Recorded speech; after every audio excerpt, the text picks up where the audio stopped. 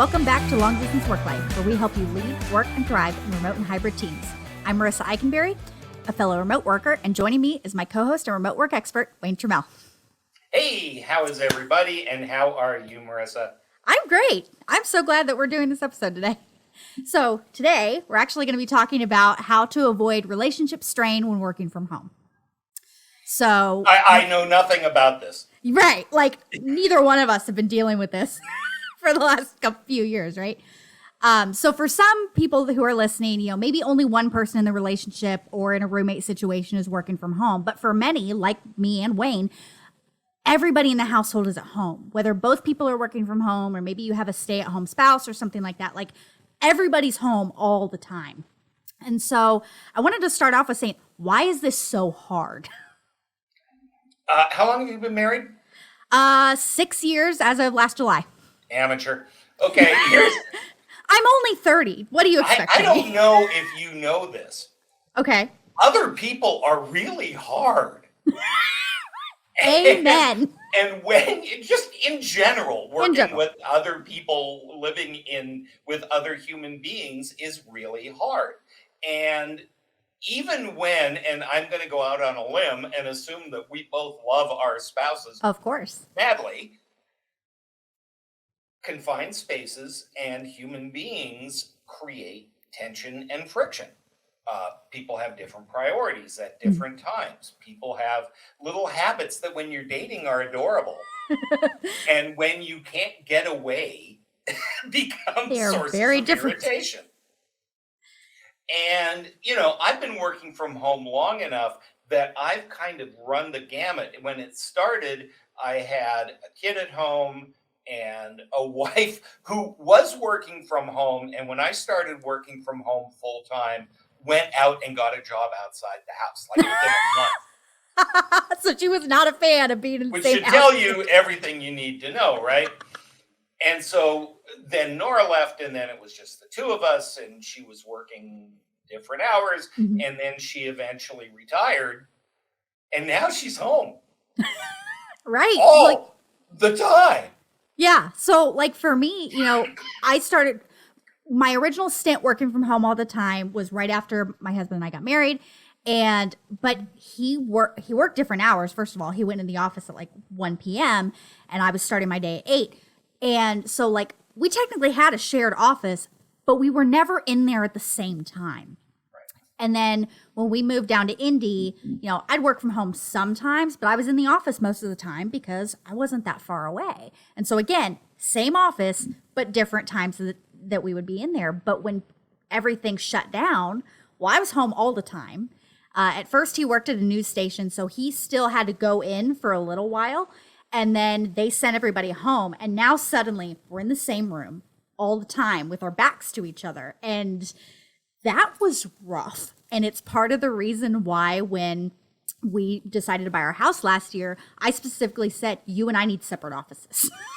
Just flat out. So I work upstairs and my husband works downstairs, and we, have our own office spaces specifically because those little annoyances and stuff, they were a problem. Yeah.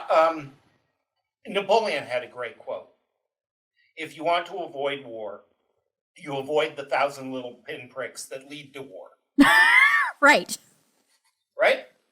And that's the thing is, as with most things in a marriage, a relationship, whatever, it's the little things that pile up and make you crazy. Like the big things you can handle. Right. It's the little things that make you crazy. And so if we're kind of thinking about how do we plan to work together, there are kind of obvious things, right? We need separate workspaces so if you could do it. Noise doesn't filter. Okay, if you can do that, and right. Not everybody can. Right. But if you can do that, that's a great and fairly obvious solution. It's little things like, when do you eat lunch? Yes. And do you eat lunch together? Right. And if you can't, letting that partner know. Hey, I have a meeting today. Can we move it an hour? Right. And so it's little things like that. It's balancing the house stuff. Right. right? Yeah. Who does The different dishwa- stuff during the day? I mean, for me, the dishwasher never needs to be emptied as much as it does when I'm working on a deadline. Right. um, but my wife is home most of the time, and she does a lovely job of keeping the house Mhm. just fine. But, there are things that go on. For example, as a writer, staring at a screen with my fingers on the keyboard going, think of something, doesn't always work.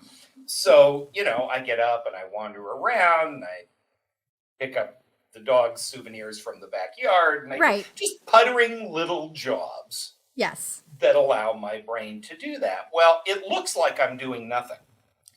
Right. But really, you're stepping away from your space, so maybe you can think a little bit better. I totally get And that. the fact is that I am frequently not doing nothing. My brain is quite occupied. Right. And I don't have time to answer, hey, have you seen the peanut butter? Right. I was going to bring, so it's slightly different, but in the same realm, this idea of like switching between home stuff and work stuff in your brain a lot. We used to be able to compartmentalize it a little bit and say, okay, when I'm at work, for the most part, I'm thinking about work things. There might be a message here or there, but for the most part, you're pretty much there. That I find for me, like I do a lot more switching when I'm working from home than I used to. Nobody says this out loud, but one of the beauties of a commute, one of the beauties of going to the office, Mm-hmm. while everybody complains about it, was it gave us time to shift modes. Yes. It gave us time to think about things. You could listen to a podcast or listen to music or read a book if you're on the train. I don't recommend doing that in the car. But you had time between, I'm in work mode to I am in house mode. Right. Now what happens, and this happens to me all the time, is I finish a call, I hang up, my wife can hear me hang up. And so immediately she's at the door like, boing. Right. Well, my brain has not had a chance to shift. Yes. Well, and to your point too, so, when I used to work from home all the time, but my husband didn't, like, even then, I had a few hours before he came home where I could, get stuff done or whatever and do that shift, even though I wasn't commuting anymore. There was still just a little bit of time by myself that I could mentally switch everything. Yeah, so it's important, I think, for people in the home, whoever that is, and we're going to default to husbands and wives or Of partners course. because that's the obvious answer, right? Yeah, but The this could be same roommates or applies- something like that. The same applies to kids or roommates or whatever. But it's important, I think, to share your schedule. And just as we've talked about in the past, when you have a shared calendar with your team, Yes. you don't just block out meetings. You block out, I need this quiet time to work on a report. I'm going to be working on this. You have to do the same thing with the people that you are sharing a space with. Yes. So that, I very often at the beginning of the day, my day starts very early. I'm usually working before my bride is out of bed. But when she gets up in the morning, I always take a moment. What does your day look like? What's on your schedule? Here's what mine looks like, right? I've got a call from 10 to whatever. I'm working with Marissa on the podcast from this to this, and I can't be interrupted. Right. What are the things that have to happen? What are the things we'd like to have happen?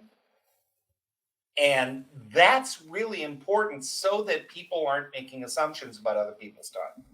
Right. I mean, today, to your example, like I said, hey, I'm recording with Wayne at noon. And so I said, can we shift our lunch either before or after? And, also be honest, you said, let's do it afterwards because it's Friday and I can have a drink because I've just dealt with Wayne for an hour. I didn't think about that. We are doing it after. And that sounds like a great idea. I am a giver. But so this idea of, hey, during that time, I am going to be in podcast mode. Like, don't come into my office because you're going to interrupt the recording. Don't make a lot of noise, like that kind of thing. And some of the rules are fairly simple. I mean, door closed, don't disturb. Of right? course. Some of that is fairly obvious. But like I say, it's very often there are times when it looks like you're not working Mhm. and you are, or Yes. at the very least your brain is occupied elsewhere, and you actually physically cannot listen to somebody else unless you are focused on them. I'll give you an example, and it Mhm. sounds like I'm throwing my bride under the bus, and I'm really not. But one of the things that makes me crazy is that she will very often, as I'm working, she will very often sit on the couch and yell something up the stairs. Okay. And it's not that I don't hear her, Mhm. it's that I wasn't expecting it. My brain was occupied elsewhere. And by the time I know that I am being spoken to, I have no idea what she just said. Right. Absolutely. You weren't And listening there for it. were and there are two things about that. Number one is I don't understand what she just said. But the other thing is it can be really annoying to be interrupted by this voice floating in from the outside. Right. A very simple thing that I try to do with her, and I'm trying to coach her, but it's not going so well, is make sure you have the person's attention before you start firing at them. Yeah. So I have a different kind of problem where, Parker doesn't yell up the stairs just in general. We're not that kind of household. But we instant message each other off and on all day. I constantly have Discord open, and that's how he and I communicate. And so sometimes he'll be messaging By me, the way, there is something really, really ironic about having a marriage held together by something called Discord. I'm just saying. and it was different in Slack. But anyway, and so he'll send me jokes or memes or whatever. And don't get me wrong, I think they're funny and they're great. And sometimes I'm like, I am eyeballs deep in a website project. I cannot do this right now. And so occasionally, like, if I start responding just, okay, haha, or something very short, he's like, hey, am I bothering you? And I'm like, actually, yes. Like, if we're being completely honest, yes. But see, here's what I would submit Mhm. is that it is probably better Mhm. to say, do not do this to me for the next hour. Yeah. Right? You Yep. could have avoided that, right? You could have avoided Right. that little pinprick that leads to war. Right. Um, Right. seriously, Yeah. it happens. And I think that is really important, the being honest about when are you working and when are you not. Kevin and I have talked about for a long time that there's a huge difference between working at home and being at home working. Yes. So for our listeners, why don't you explain the differences? Well, the difference is when you are you home or are you working? Where is your brain? Where are your priorities? Where is your time set? And the beautiful thing about remote work is that most of us have some flexibility, Okay. Right. right? Which means that um, 2 o'clock in the afternoon may or may not be a time where you're actively involved in stuff. I live on the West Coast. My day is basically over by 2 o'clock in terms of working with people back east Right. because it's after 5 o'clock. That's why I start at 6 or 7 in the morning. Right. What that means though is if I have a call later in the day, I need to tell my bride that that is going to happen because that's not normally part of the rhythm. Right. Absolutely. I've had to do that. We did our virtual leader con a few weeks ago. Now, granted, I was going into the office every day for that. But, I still had to let them know, hey, I'm going to be late coming home because this is something out of the norm. Yeah. I think also I I've never talked about this on a business podcast. I've talked about this with people in life. Hmm. I think one of the things that you need to know though is that your relationship is at least as important as your job. Yes. Absolutely. And you need to do that. And the flexibility of remote work allows you to do things. For example, yesterday, I took Joan to lunch. Yeah. Right. We don't do that most days. Usually, we don't always eat lunch together because she gets up fairly late. I get up so early that for me, by 11:30, I'm ravenous and I need to eat, and that's too Right. early for her. So our schedules are a little bit off, but once a week or so, I like to make a point. Yeah. I love Go that. out to lunch, or we'll make a point of having lunch together. And this is something that I call the Jiffy Lube theory. Yes, I have heard you talk about this. Why don't you tell our listeners what it is? Here's the deal. Your car, most of us take our car to Jiffy Lube or someplace to get the oil changed every 3,000 miles. Not that it needs it every 3,000 miles with the way cars are built now, Mhm. but if you take it in, very often they find stuff. Your fluids are low. Things need to be. There's maintenance stuff that they find out before it becomes a problem by taking your car in regularly. Right. Doing little things like taking your partner to lunch, like making time, like Hmm. bringing flowers when you're not in trouble. Right. Those types of things are, to me, the equivalent of getting your oil changed regularly, Yeah. I mean, to right? your, yeah. If you do them, you very often eliminate big problems, or as you're talking about things, you eliminate problems that might be much bigger down the road. Absolutely. And I think if you're going to share a workspace, that's really important. Now, by the way, that same thing applies to your work relationships, Right. Yeah. I was going to right? say water If cooler I am talks, go just to lunch with somebody. constantly transactional, Hmm. right? It's less pleasant to work with. I mean, before we recorded this, you and I were Right. talking for like 25 minutes about food and recipes and whatever. Right. And it's But I guarantee important you for our, it yeah. made this conversation better.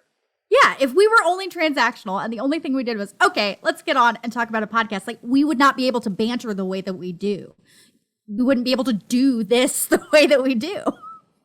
Which may or may not be a good thing, depending on what people think about what we do. But Give us a review and let us know. yeah, exactly. Smash that like button. Right.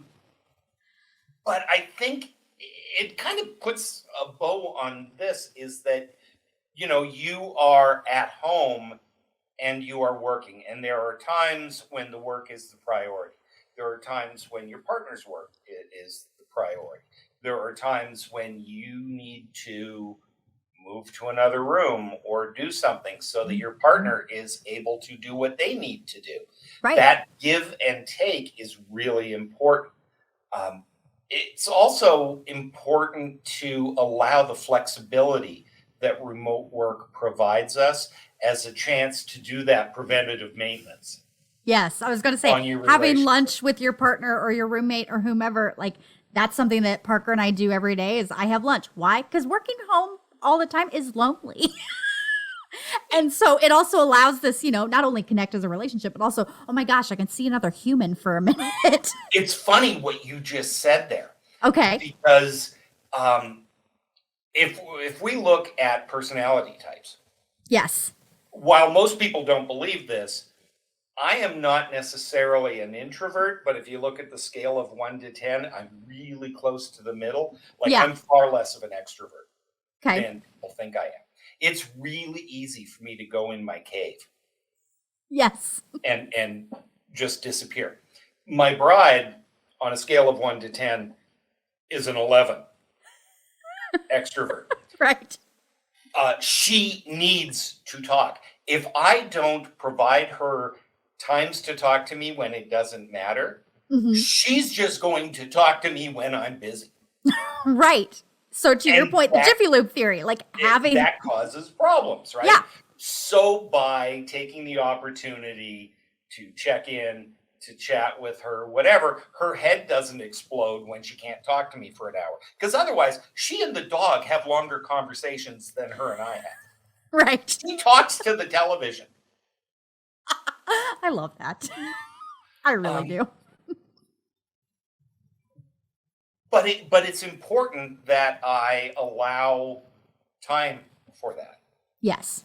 And it doesn't make me husband of the year material by any stretch. But our listeners, I want you to think about, are you taking the time to do that, to do the relationship maintenance, which if you do it right, lets you be more productive? Yes. Yes, absolutely. Wayne, I think this was a great conversation. I really hope that our listeners enjoyed it as much as I did. And for those of you listening, thank you so much for listening to The Long Distance Work Life. For show notes, transcripts, and other resources, make sure to visit longdistanceworklife.com. If you haven't yet, subscribe to the podcast so you won't miss any future episodes. And while you're there, please be sure to like and review. That helps our show reach more teammates and leaders just like you. Feel free to contact us via email or LinkedIn with the links in our show notes. And let us know you listened to this episode, or even suggest a topic for Wayne and I to tackle in a future episode. And lastly, as you can see, we will talk about darn near anything. Indeed. Sky's the limit, right? And lastly, if you'd like to gain greater confidence with your virtual team, sign up for our Demystifying Remote Leadership video series at longdistanceworklife.com/video. Thanks for joining us. And as Wayne likes to say, don't let the weasels get you down.